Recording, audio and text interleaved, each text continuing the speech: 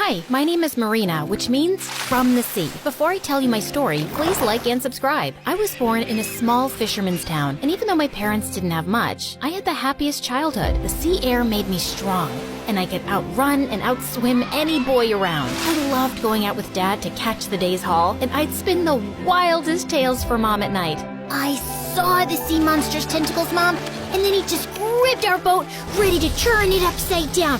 Then I leaned over, and I just talked to him nicely. I figured he must get angry and lonely by himself out there. We became friends, and he let us go. Really? How come your dad didn't see him? Because monsters only show themselves to kids, duh. Grown-ups just start shouting and hitting them with stones without listening to their side. Ow, Mom, can you let me go now? It's not my fault your lovely hair is always a mess. Just sit still. When I was 9, my twin brothers were born, and I was excited to be a big sister. I stayed up at night when they cried, changed their gross nappies, and I told them all my stories. They believed every word. Life was good, but when I was 13, everything changed. Dad told us one day that the town had been bought up by a billionaire who was going to convert the whole place to a seaside vacation spot. All the families were given some money to relocate, and even though it broke our hearts, we had no choice but to move to the city. Dad took up a job as a carpenter, and I joined a public school. I put on my bravest face as Mom left me on my first day, but inside, I was shaking like a jellyfish. I just wasn't used to so many people. The first week, I hardly looked up in class and just learned to identify everyone by their shoes. And during recess, I ate lunch alone in the janitor's closet. But one day, I was walking home when I saw a few older kids laughing and surrounding someone. Just then, I caught sight of those Ant-Man sneakers, and those definitely belonged to Tom from my class.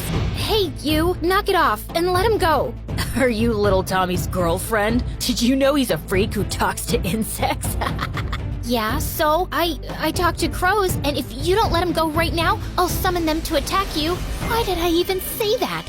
Oh, really? Come on then, let's see you do it.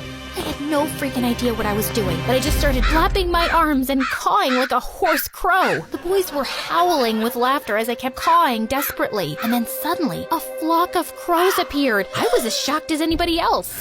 Attack them! Claw their eyes out, my lovelies! Caw! Caw! The boys ran off screaming without looking back, even though the crows weren't chasing them. This was just the best coincidence ever.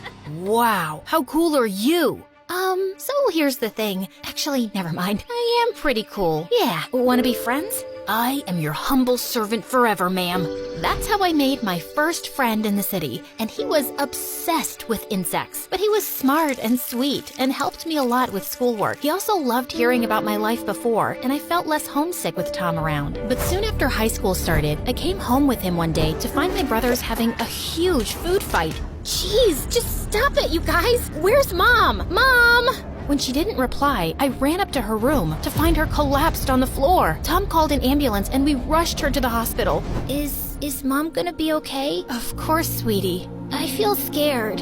Don't be. Everything will be just fine. Except that it wasn't. Mom came home from the hospital a week later, but she needed special care. Dad couldn't afford a full-time nurse, so I helped out the best I could. Every day after school, I raced home to give Mom her medicine, fluff her pillows, and rub her feet. Dad worked long hours, so I cooked and cleaned and took care of my brothers too, who drove me nuts. But then they'd do something to melt my heart. Like once they collected enough coins from a park fountain to order pizzas for 3 days so I didn't have to cook. When Mom felt better, she'd knit us sweaters and Dad would tell us stories, and some days weren't bad at all, but other days were much harder. One night, I found Dad sitting up late with bills piled up around him, and I desperately wanted to help. So the next day, I slipped out of the house and returned a few hours later. Dad, here's some money, just to help out a bit. $500? Marina, where'd you get this from? I slowly took my cap off, and everyone gasped. I sold the only thing I had.